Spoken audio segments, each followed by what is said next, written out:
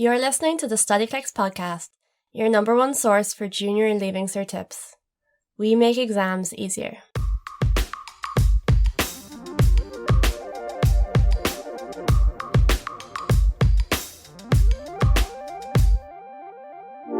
Hi everyone, and welcome back to yet another episode of the Studyclix Podcast. We're back again, and we have some lovely tips today about failure. Yes, big part of life, happens to everyone. The F word. The F word. Dun dun dun. Yeah, it's something that really gets to a lot of people and something that a lot of people are afraid of. So we kind of wanted to focus today on how to cope with it, also how to not be afraid of it. You know, yeah, and what it means really, and what it means to you and to other people. And yeah, how to use it for your own benefit. as a tool, yeah. Yeah. So stay tuned. If it's something that you personally feel like you have kind of a difficult relationship with, then by the end of this podcast, hopefully we'll have eased your mind a bit and you'll feel a bit better about the whole thing. Yeah, exactly. That's our aim. Okay, an important thing to know about failure is it happens to literally everyone. And we mean everyone, because even you might see like in your class, there's total brain boxes and they can't do anything wrong. They're amazing in every subject. Failure happens to everyone, inside and outside the classroom. And it's going to happen to you in not just school and exams, it's going to happen in all aspects of life. So the earlier you get to be comfortable with it, the easier it's going to be for you as you move forward. So school is maybe the first time that you really come in contact with it properly, and therefore it's going to be more difficult because you're not used to it.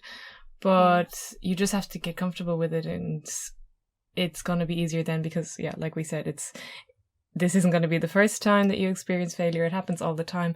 And yeah, it really does happen to everyone. You're not alone. Just think of all those famous people or successful people. They, of course, made mistakes and they failed before they got to where they are and before they had success. And it's probably the failures and the mistakes that they made that got them to where they are. You know, you learn from these things. So you're kind of missing out if you don't fail every now and then, because it's just a bit too easy, really. And you don't develop yourself at all. So you really have to, first of all, just change your complete mindset about failure, because there is such negativity associated with the word, but it's really a positive thing at the end of the day, because you just, the only thing you can do is learn from it. Sometimes it's all you need just to progress, especially when you think about all the things we have in the world that wouldn't come about if it weren't for failure. Just any science experiment needs to be done like 300 times before, like, we wouldn't have a cure for polio if it wasn't for failure. You know, that kind of a thing. We wouldn't have tarte tatin. We would not have tarte tatin. Well, that French apple pie that's upside down, you know, that was a complete mistake. And it's delicious. So if you ever feel bad about yourself, just think of yourself as a tarte tatin. You are a beautiful tarte tatin. So, yeah. Yeah, and even not just with science experiments. Just think about something like if you're playing a video game or like Super Mario or something. You're never going to pass the level first time, like, because it's like your first time seeing the level and you know every obstacle and you know how to avoid it. You die several times before you get to the end, over and over and over. And it's from doing it every single time. You learn something new every single time that you die, and you have to progress in the level. So that's another way of looking at it. Excellent analogy. Thank you. Just dipping a small bit into the psychology of it, myself and Eimear are obviously not experts, and we don't claim to be, but it might, like, if you're feeling really down after failing an exam, it might be just important to know why. Like, the reason that you might feel down after failing an exam is because you attached a sense of self-worth to how well you did. You might have tried really hard, you might have studied really hard and gave it your best, and it still wasn't enough. And then that can kind of consume you. It can be like, how did I do all this work and I still didn't do well? And you just forget about everything outside of that. Yeah. And it kind of goes for anything. Just think of maybe really basic things like, oh, you're meeting like your boyfriend or your girlfriend's parents for the first time, and like you really want them to like you and accept you, and if they don't, you feel like a failure.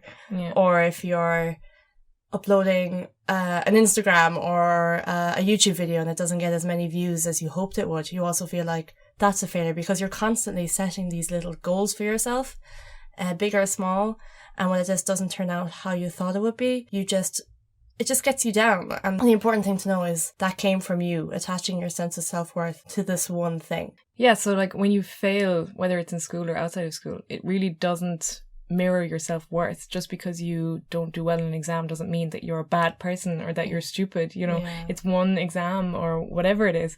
So you can't keep beating yourself up about failures in exams and things like that, because it just doesn't represent you as a person. You need to be able to separate and say, okay, I maybe didn't do great in this exam, but I'm really good at this other subject and I'm going to work really hard on this one to get it to a better place. So just stop mirroring maybe bits of academic failure with your self-worth and your own personal being, because you're a lot better than that. Exactly. I think an important step when you're trying to cope with failure and come to terms with it is also to realize why it happened. So maybe you didn't do as well in an exam as you thought you were going to do. And then if you just wallow in the failure and just say, oh my God, what's the point? And then you just be sad for a while. There's no point in that. So you should, to try and move past it and to try and do better next time, you should go through the exam. I mean, usually the reason for not doing as well in an exam is because you don't understand something properly or you didn't know something. Yeah. And that's, when you think about it, it's very easily remedied. Yeah. So there's really no need to be down for too long about failing something, because there's a really easy solution most of the time. So just, let's say, go through your exam, see everywhere that you lost marks, make notes, know where you need to study more, know where you need to try better next time.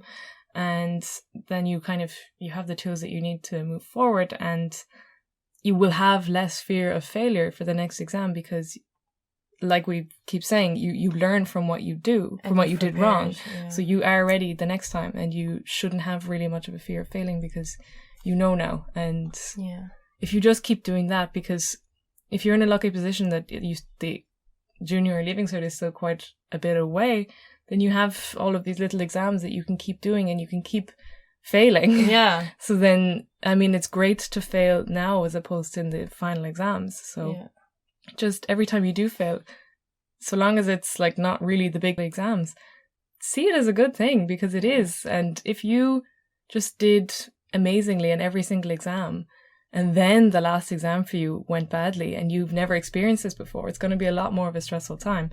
But every time you fail before that, it's really honestly a good thing. Yeah. And it'll get you a lot further.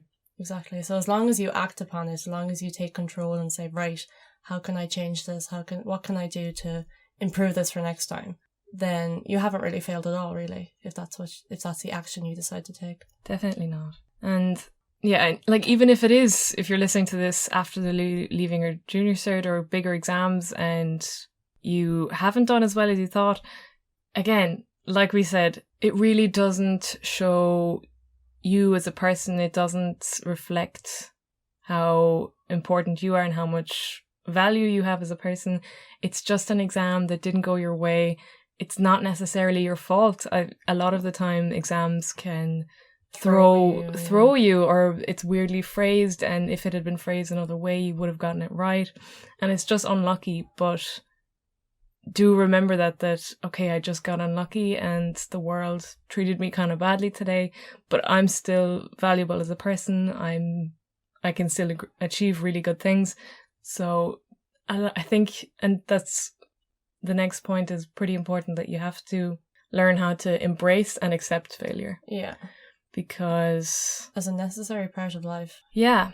And like, your feelings are valid. If I know we keep saying, oh, you don't have to feel bad, but sometimes it's inevitable. You just feel bad. And don't beat yourself up then for feeling bad because we told you not to feel bad. Of course, your feelings are valid and you're allowed to feel sad about a failure for a while. But the important thing is to kind of acknowledge your feelings and say, okay, this feels bad.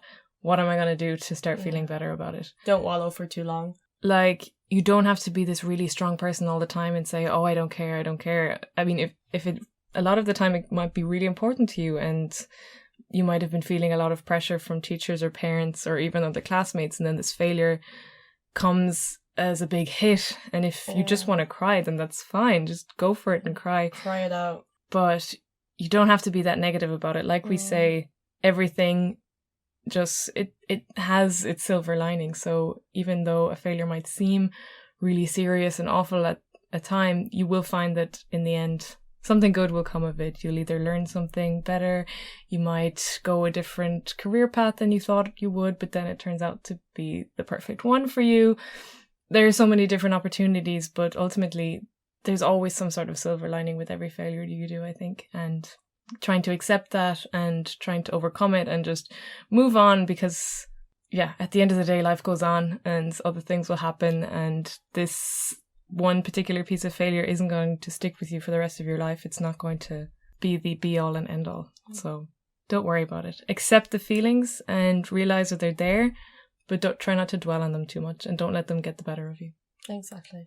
So often when you're thinking about when you've after coming to terms with failing and now you want to think about like, how did I fail and why? Was it that you didn't study enough? Did I study badly? If it's that you study badly, a good thing might be to do is to change your study method. Yeah, I mean, everyone has a different study method and everyone has a different brain which studies in different ways. So you might have been trying this whole time to use a study method that your brain just really doesn't work well with, and it just doesn't jazz with your brain. So the important thing is to really find the one that works for you, because that is quite likely a reason for failure.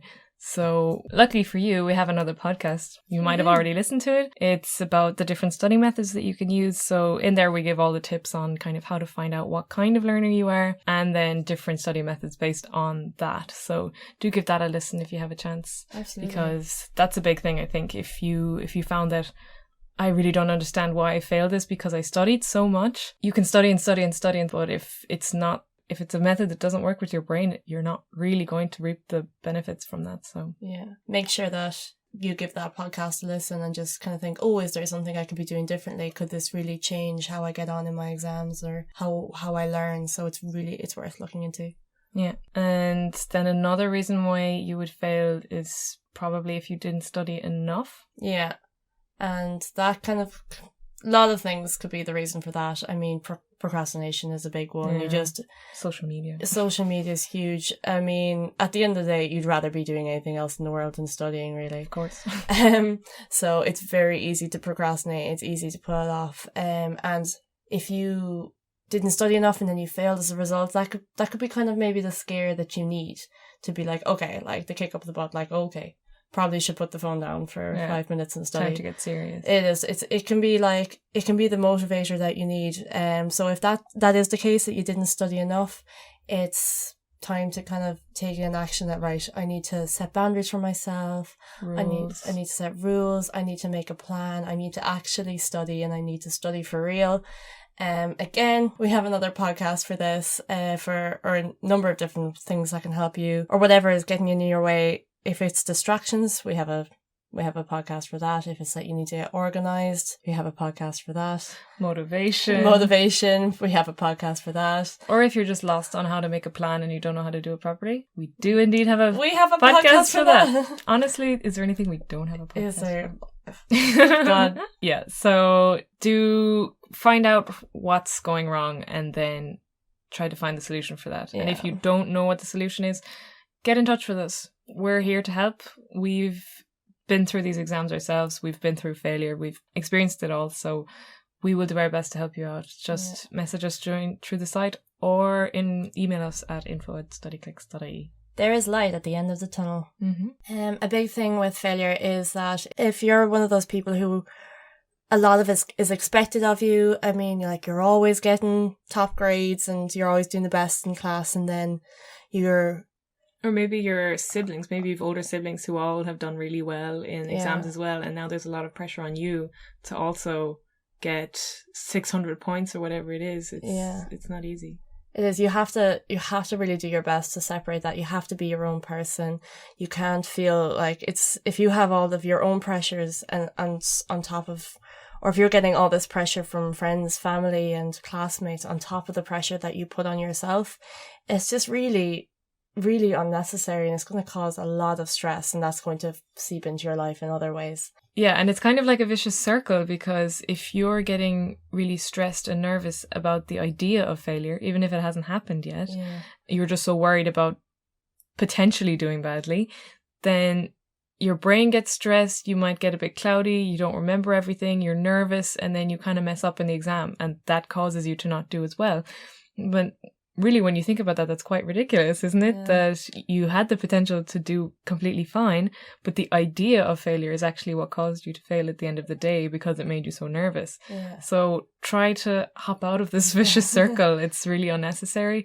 If you do feel yourself getting nervous before an exam and a bit overwhelmed by the stress of, oh God, I really can't fail. What if I fail? There's so much pressure. Remember that those thoughts are what potentially going to cause that for you. So you just need to breathe, remember your self-worth, remember that you are completely capable of doing this. Remember past results. I'm sure you've got really good results in the past that you can reflect on and say, okay, I've done this before, I am capable of this, and I am going to do it again. So long as I just keep my cool and power on. Often a good thing to think is, what is the worst that can happen? And often, if you just really, really think about it, no matter how bad it seems to you, it's like, is that really so bad though? Yeah. There's always ways around things. Yeah, it's really minuscule at the end of the day, and life goes on. And in the grand scheme of things. Yeah, and it can be really tough when you have this pressure coming from external sources other than yourself. And some people just have pressure coming from themselves. You know, you can... Maybe your parents are really supportive and they just want you to do well for you, but you yourself place a lot of pressure on yourself. Yeah, just try to sit back and really look at that from an outside view and say, okay, this is all actually coming from me. Why am I putting this unnecessary stress on myself? I can achieve anything if I put my mind to it. So even if something goes wrong here, I'll figure it out. I'll find another way around it. And yeah. I think it's, if, you know, whatever age or stage of the school you are listening to this, I mean, you started school when you're like 4 or 5. Your own memory doesn't actually remember anything outside being in school all the time. Like, obviously you have your evenings and your weekends and your summer holidays, but when you're in school constantly, it can be really hard to like remind yourself that you have a life outside of it. Like, you actually do not know what life after school is like. Yeah. So it's just really, so many possibilities out there. So many other things to do. It's just an infinite amount of things that you can do after school. It's madness. Yeah, it might seem like it defines you now and it's kind of your whole personality being in school, but it's not. There are so many other things you can do, that you will do, and so many things you have to look forward to. So don't waste this time in your life stressing and being worried about things that mightn't even happen when you can just enjoy it and do your best and better yourself and improve and just develop as a person in the best way possible. Absolutely. Focus on the good times. Yeah, so I think that's kind of it for failure, would you say? I'd say we kind of covered all bases there, unless you have any other questions. Like we said, very easy to get in touch. Yeah. So I think the main things to remember is just don't mirror your failure with your self-worth. You are your own person and your class. And yeah, your academic life really isn't the be-all and end-all. And you will learn from them, and that will benefit you at the end of the day. So look at every failure, if they happen, as a positive thing. And if they haven't happened yet and you're just afraid of them, don't be. Because A, if it happens, then it's a good thing, like we say, you can learn from it.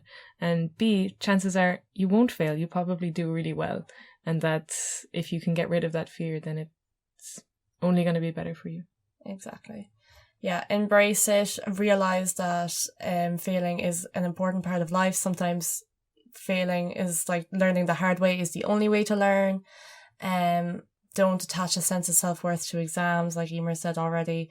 So if you learn from it, or you tried your best and you learned a lesson from it, then failure doesn't exist. Yeah, so that's it for today. That's all for now. If you want to follow us on social media, what can you do? You can just go on to Instagram, type in Studyclix. You can go on to Facebook or Twitter, we're there too. And if you have Snapchat, you can add us by typing in study_clicks. We always have fun memes, often study tips, competitions. We're definitely well worth a follow on all those, so please do smash that like button. Yeah, and you can, of course, leave us a review. That would be fantastic. If you want to give us 5 stars, that'll help us get seen by more students, help us get our tips out there and make study life a bit easier for everyone out there. And yeah, if you have any suggestions or feedback, just get in touch over any of those mediums. We're always there. We're always happy to help. We're always happy to hear whatever you have to say. So please do that. And otherwise, just chill out. Take all this on board. We hope it helped. I hope it maybe gave you some perspective. And if you think that any of your friends might benefit from hearing these kind of tips, then do send them our podcast. Yeah. We'd love to help as many people as possible. Put it on your story. Okay. Tag us on Instagram. Okay. Bye for now. Until next time.